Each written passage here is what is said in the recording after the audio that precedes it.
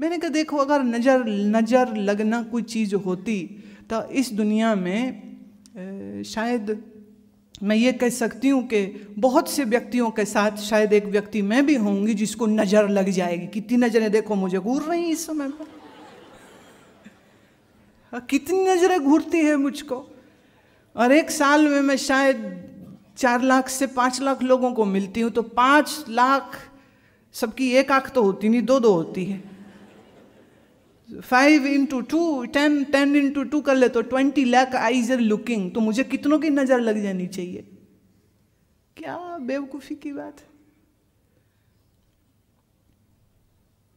नींबू मिर्च पर भरोसा है आपको, काले परांदे पे भरोसा है आपको, लाल धागे पे भरोसा है आपको, पता नहीं किस किस चीज़ पे भरोसा है, और जिस पर होना चाहिए बस उसी पर नहीं है। हाँ? जिस मालिक पर होना चाहिए उसी पर नहीं है। और याद रहे, मालिक किसी मंदिर की 4 दीवारी में कैद नहीं है। सच पूछो, अगर तुम बर्दाश्त कर सको तो मेरे इस कहे सच को सुनो। बड़ा कड़वा सच है जो मैं बोल रही हूँ, बाद में नाराज मत होना, पहले ही कह रही हूँ मैं। कड़वा सच है, बर्दाश्त करना। मंदिर के नाम पे तो दुकान चलती है। कोई परिवार, कोई ब्राह्मण, कोई पंडित अपने घर का खर्चा वहां से चलाता है।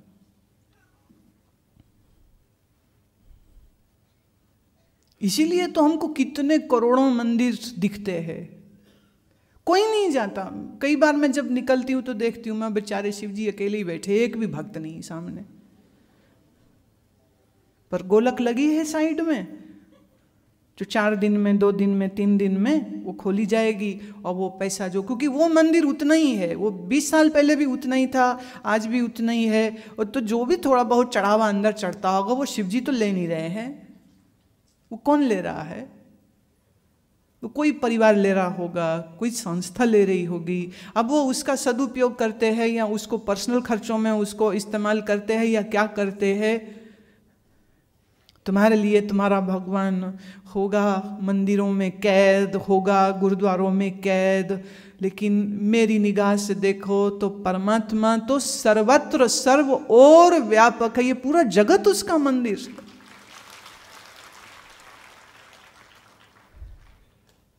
और सच तो यह है कि अगर यह दृष्टि आपकी रहे तो सबसे पहला और सबसे पवित्रतम मंदिर तो ये तुम्हारा अपना देह है। ये मानव शरीर प्रभु का पहला और साचा मंदिर है, जिसको खुद ईश्वर ने खुद बनाया है। और आप ही इस मंदिर में आके विराजमान हो गया है। कबीर साहेब, गुरु नानक साहेब, दादू दयाल साहेब, रैदास साहेब, ये सब महात्माओं ने, हमारे उपनिषद काल के सभी ऋषियों ने एक ही बात कही कि ये तन ही प्रभु तेरा मंदिर है और इसमें तू आप स्वयं विराज रहा है। और जितना तू यहाँ बैठा है उतना ही तू सामने वाली की देह में बैठा है, उतना ही तू उसकी देह में है, उतना ही तू, क्योंकि तू पूर्ण है, तू अधूरा नहीं है, तू कट नहीं गया, तू बट नहीं गया। पूर्णमदः पूर्णमिदं पूर्णात् पूर्णमुदच्यते पूर्णस्य पूर्णमादाय पूर्णमेवावशिष्यते। It is a mathematical way to understand it. If we say 0 plus 0 is 0, 0 minus 0, 0 multiplied by 0 is 0, 0 divided by 0 is 0. तो ऐसे कहते हैं पूर्ण से पूर्ण को निकालो तो भी पूर्ण बचता है, पूर्ण में पूर्ण को जोड़ दो तो भी पूर्ण बचता है। पूर्ण ही पहले था, पूर्ण ही मध्य में, पूर्ण ही अंत में है। अरे ए पूर्ण स्वरूप परमात्मा, तू पूर्ण ही मेरे अंदर। अब साक्षात परमात्मा तेरे अंदर बैठा है। यहाँ अंधा देखता नहीं, भाग के बाहर जाता है, कभी मंदिर में, कभी गुरुद्वारे में, कभी यहाँ, कभी वहाँ, कभी यहाँ, कहीं, और फिर ऊपर से मिर्चा नींबू। तो पागलपंथी की तो कोई हद न रह गई, अज्ञानता की तो कोई सीमा न रह गई।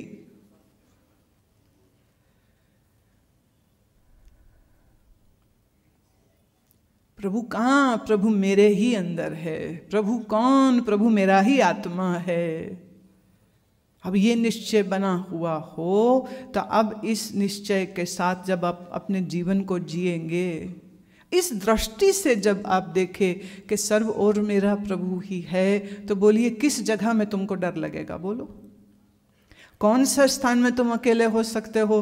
कौन से समय में तुम्हें दुख हो सकता है? कौन सी घड़ी में तुमको पीड़ा हो सकती है? जिस घड़ी, जिस पल आप परमेश्वर को भूलते हैं, वही घड़ी, वही पल आपको दुख देती है। और जिस घड़ी, जिस पल, जिस स्थान में आपको परमात्मा स्मरण रहता है, वही घड़ी, वही पल, वही स्थान में आपके लिए आनंद हो जाता। तो दृष्टिकोण को बदलने की जरूरत है। हम एक बचपन से ये भजन गाते आए और सुनते आए, इसको श्रवण कीजिए। तेरी सूरत जो मन में बसी है, तेरी सूरत जो मन में बसी है, क्या करूं जाके मंदिर शिवाले, क्या करूं जाके मंदिर शिवाले, तेरी सूरत जो मन में बसी है, तेरी सूरत जो मन में बसी है,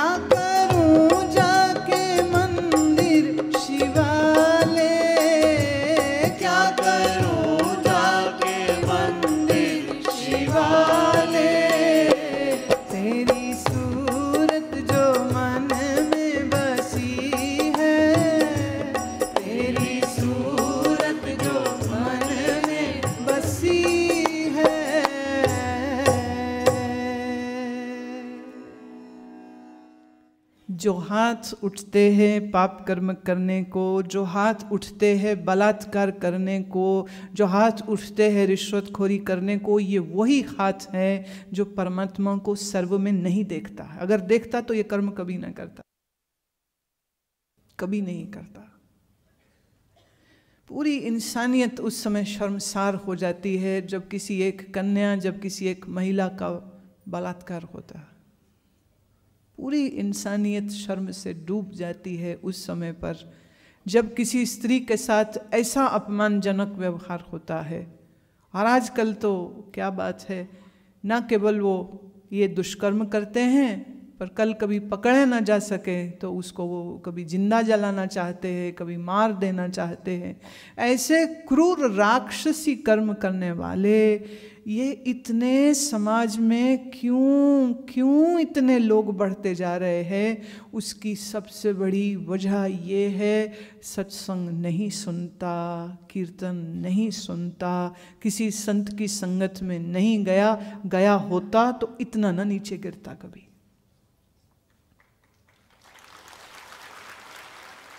ये शर्मनाक घटनाएं जब घटती है तो सिर्फ इसी बात का एक चिन्ह हो जाती है कि आज भी इस समाज को वास्तविक धर्म की कितनी आवश्यकता है, कि धर्म के मूलभूत सिद्धांत का भी ज्ञान नहीं रह गया क्या?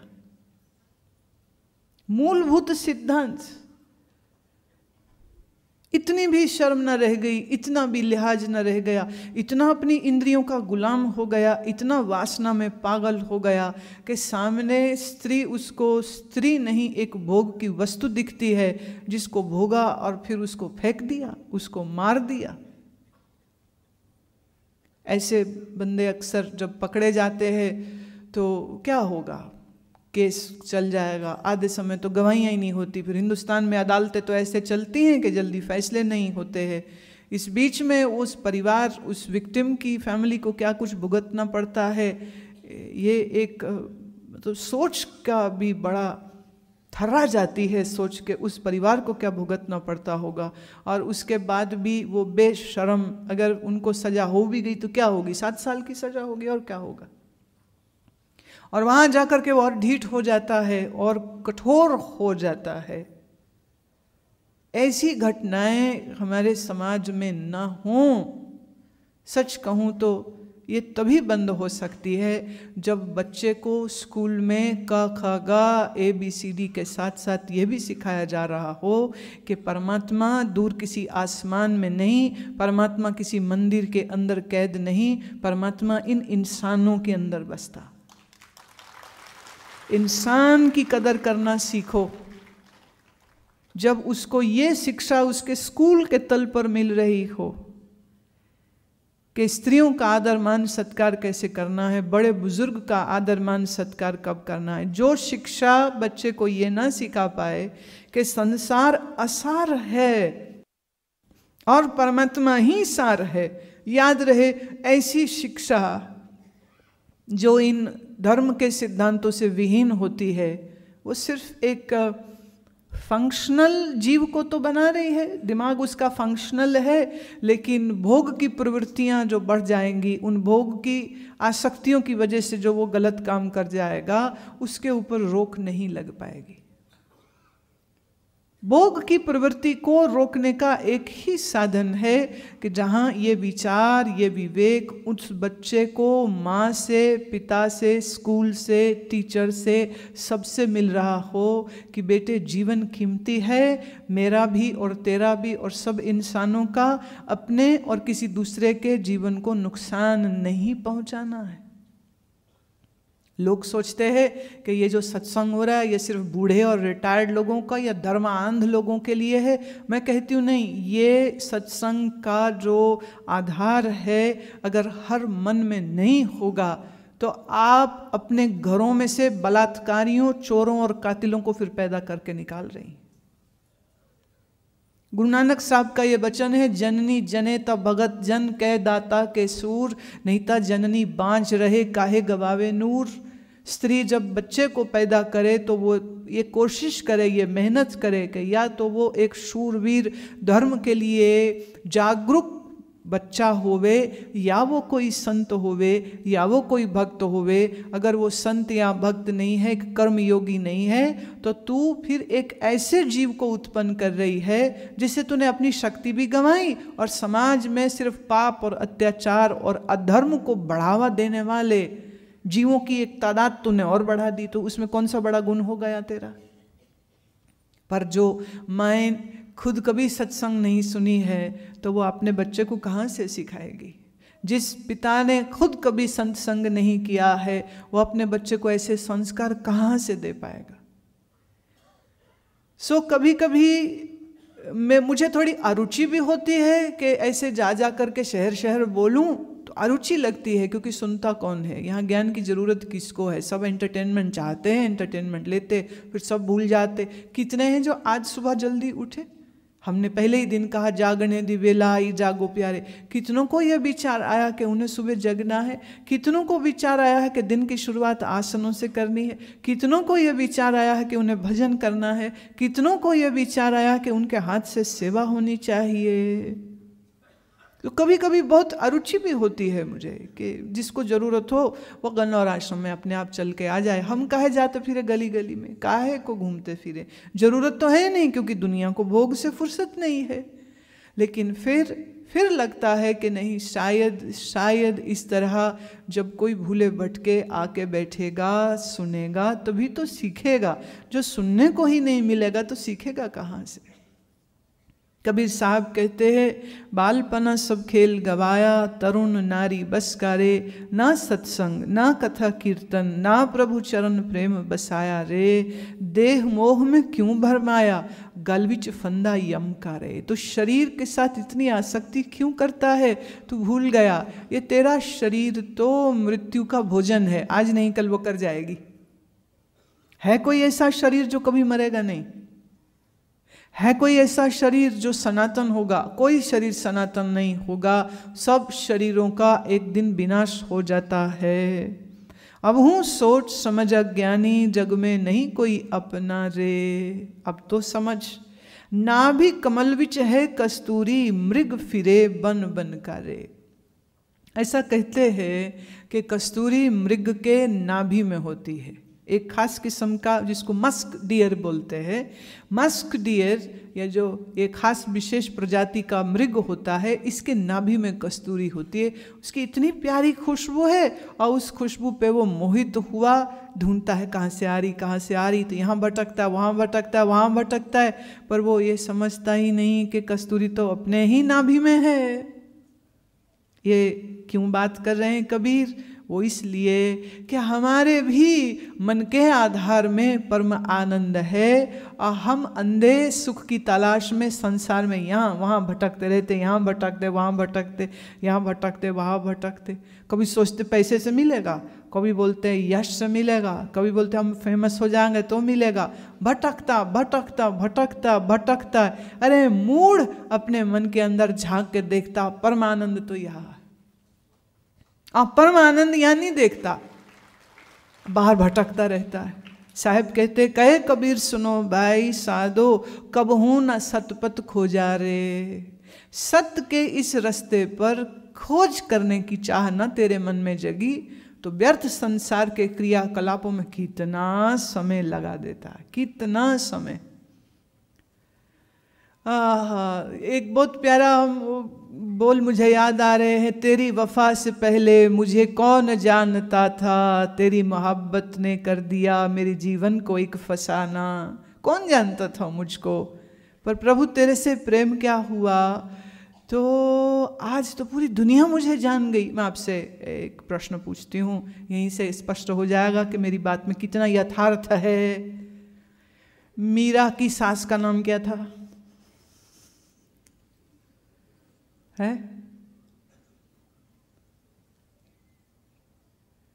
चलो और नजदीक आ जाते हैं, नजदीक जाएं दूर, जो भी तुम समझो। सूरदास के पिताजी का नाम क्या था? उत्तर प्रदेश के थे वो, तो नहीं पता। सूरदास का पता है, पर सूर को किसने पढ़ाया, सूर को किसने पाला, सूर की चाची कौन थी, मामी कौन थी, दादी कौन थी, नानी कौन थी, कुछ नहीं पता। मीरा का पता है, पर मीरा के आगे पीछे, मीरा के समय में सेनापति कौन था, कोषाध्यक्ष कौन था, खजाना मंत्री कौन था, राजस्व मंत्री कौन था, होम मिनिस्टर कौन था, भाई पूरा एक राज्य था वो, एक का नाम नहीं पता। ध्रुव और पीछे चले गए, सतयुग समय के हुए ध्रुव जी। ध्रुव के वजह से ध्रुव के पिता का नाम चूंकि हर बार आ जाता है साथ में, इसलिए सबको पता चल जाता है। लेकिन अगर हम ये कहें कि ध्रुव के समय में राजा के मंत्री कौन थे, अच्छा चलो और नज़दीक ले आते, मैं बहुत दूर नहीं लेके जाती आपको। ये तो कबीर साहब तो अभी अभी हुए, ज़्यादा दूर थोड़ी कि पुरानी बात थोड़े ना है। अब देखिए, हम संतों के नाम लें, हम भक्तों के नाम लें, तो आपको उनका तो पता है, उनको आज याद करते हैं, हम नमन करते हैं, श्रद्धा से सर झुकाते हैं, उनकी वाणी आज भी पढ़ते हैं, गदगद होते हैं। लेकिन उस समय पर और जो दूसरे लोग हुए, उनकी क्या गिनती, मिट्टी के पुतले जन्मे, कुछ लीला करी और फिर मिट्टी में मिल गए, कौन याद रखता है। तो भाई प्रसिद्ध भी होना है, ऐसा मान लो किसी के अंदर ख्वाहिश उठ जाए तो कोई बात नहीं, मिटा दे अपनी हस्ती को गर कुछ मर्तबा चाहे, कि दाना खाक में मिलकर गुले गुलजार होता है। जो परमात्मा के प्रेम में खाक होता है, जो अपने अहंकार को विलीन करता है, जो साधना के उच्च शिखरों को छू लेता है, वो तो हमेशा एक ऐसा विस्मरणीय, माने कभी न भूलने वाला, अविस्मरणीय व्यक्तित्व हो जाता है। कितनी अद्भुत बात है ये। एक कहानी कहती हूँ। एक राजा के बुढ़ापे में 2 पुत्रों में से एक पुत्र को राजा चुनना था। किसको चुने? दोनों लायक, दोनों अच्छे, दोनों बहुत प्यारे, दोनों गुणी।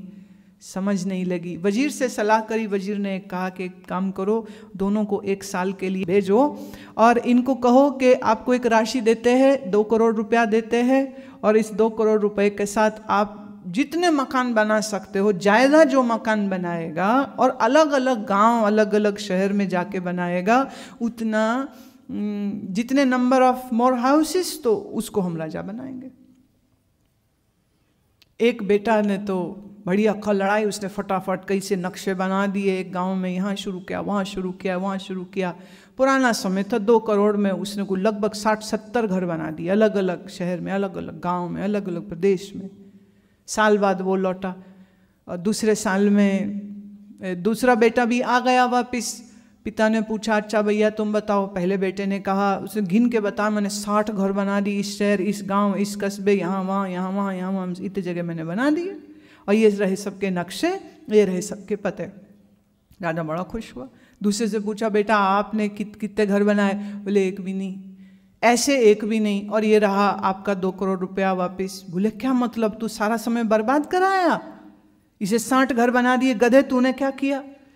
कहता ऐसा है, मैंने घर नहीं बनाए, मैं साल भर पूरा देश घूमता रहा, हर गांव में मैंने मित्र बनाए, हर शहर में मैंने मित्र बनाए। अब हर शहर में, हर गांव में मेरे 1 नहीं, हजारों घर है। मैं किसी घर में भी जाकर रह सकता हूँ, किसी भी घर का मैं मेहमान बन सकता हूँ, और मैंने सबके साथ प्रेम का, मैत्री का संबंध बनाया है। घर मैंने 1 नहीं बनाया है, पर मित्र मैंने लाखों बना लिए हैं। राजा ने कहा, तू ही मेरा उत्तराधिकारी हो सकता है, क्योंकि हमारे लिए महत्वपूर्ण बात यही है कि आप किसी का मन जीत पाए। बाहर आपने भौतिक रूप से मकान बनाए, कोई बड़ी बात नहीं है, बनाना अच्छी चीज़ थी, लेकिन जिसने मित्र बना लिए तो उसके कितने घर हो गए? बोलो, कितने घर हो गए उसके? आप इंसान हो, दूसरे इंसानों के प्रति प्रभु की मूरत उनको देखते हुए अगर उनके प्रति मैत्री का आपका भाव रहता है, तो उस मैत्री के भाव से सोचें आपके कितने सारे सुरक्षित स्थान हो जाते हैं। हम मित्र बनाने में कोशिश नहीं करते हैं, हम पैसा बनाने में बहुत सोच करते हैं, बोले चमड़ी जाए पर दमड़ी नहीं जाए। हम कहते हैं ना भाई, उल्टी सोच करिए, थोड़ी खोपड़ी बदलिए, दमड़ी जावे तो जावे पर मित्रता नहीं जानी चाहिए, इंसानियत नहीं जानी चाहिए, सात्विकता नहीं जानी चाहिए, धार्मिकता नहीं जानी चाहिए। और जब धर्म और मैत्री के साथ आप अपने जीवन को जीते हैं, बाहर भी सुख होता है, और सबसे बड़ी बात आपके अपने मन को बहुत सुख होता है। बाहर ढूंढने से हम छूट पड़े, गुरु का ही महल लखाया था। पहले बाहर ढूंढता था मैं सुख सब जगह पे, यहाँ से मिले, यहाँ से मिले, यहाँ से मिले। कहते अब मेरे गुरु ने ऐसा ज्ञान का तीर चलाया, मैं मेरी बाहर की दौड़ सारी बंद हो गई और मेरा परम आनंद मुझको मेरे अपने ही अंदर मिल गया है।